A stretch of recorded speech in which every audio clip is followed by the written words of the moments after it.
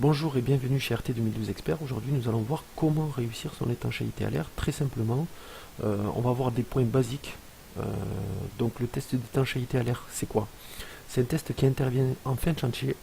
Donc, c'est une porte, ce qu'on appelle une blower door, qui va être posée souvent sur la porte d'entrée, et elle va mettre votre maison en dépression pour voir à quel endroit l'air passe dans vos parois, sur vos prises électriques, votre plomberie.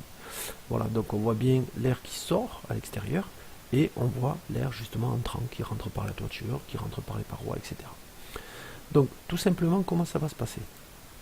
Dans un premier temps, il faut réussir sa plomberie. Il faut éviter tout ce qui est trou de ce genre-là dans la dalle, parce que ça passe au niveau de la dalle, ça peut remonter sur la chape, passer au niveau des plinthes, etc. Donc il faut être vigilant à ce niveau-là.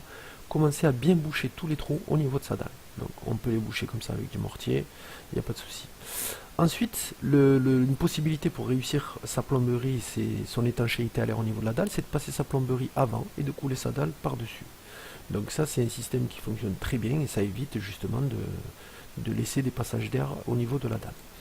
Au niveau du placo, souvent au niveau du joint périphérique du plafond, on laisse un demi-centimètre ou un centimètre pour le joint de dilatation, parce qu'on va avoir le plafond qui travaille. Et à cet endroit-là, on a pas mal d'air qui passe, parce que souvent vous avez des toitures tuiles, et vous savez que les tuiles, elles permettent justement de faire glisser l'eau, mais par contre, il y a pas mal de passages d'air à cet endroit-là. L'une des solutions, c'est la membrane d'étanchéité. Donc l'air, à ce niveau-là, il va éventuellement passer par les tuiles, mais il sera bloqué par la membrane. Au niveau de l'électricité, évitez tout ce qui est boîtier avec des petits trous comme ça, des petites encastres à casser, parce que c'est pas étanche. Vous allez avoir de l'air qui s'infiltre souvent par le tableau électrique, qui est les trois quarts du temps placé dans le garage. Et donc vous allez avoir de l'air qui circule dans les gaines et sort par vos prises. On le sent, dès qu'il y a du vent, vous pouvez poser vos mains à côté des prises et vous allez sentir du vent. Donc pensez aux boîtiers étanches de ce genre-là. C'est des boîtiers qui sont pas chers à l'achat et ça évite tout ce qui est passage d'air au niveau des gaines. Ensuite, au niveau des menuiseries, quand vous posez vos menuiseries sur les joints autour, parce que la maçonnerie n'est pas tout le temps droite, pourquoi? Pour de simples raisons que les briques, elles n'ont pas toutes la même forme, elles sont calibrées, mais à la cuisson, il y a des petits décalages. Et donc, il faut combler ces décalages avec du silicone, souvent.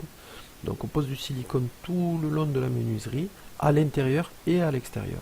Voilà. Et on vérifie qu'il n'y a aucun trou à cet endroit-là. Je vous souhaite le meilleur pour votre test d'infiltrométrie.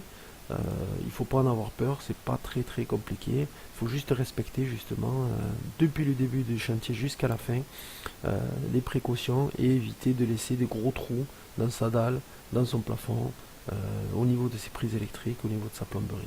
Merci de nous avoir suivis avec RT 2012 Expert. Vous pouvez consulter notre site rt2012-expert.fr et nous appeler si vous avez besoin de conseils. Merci, au revoir.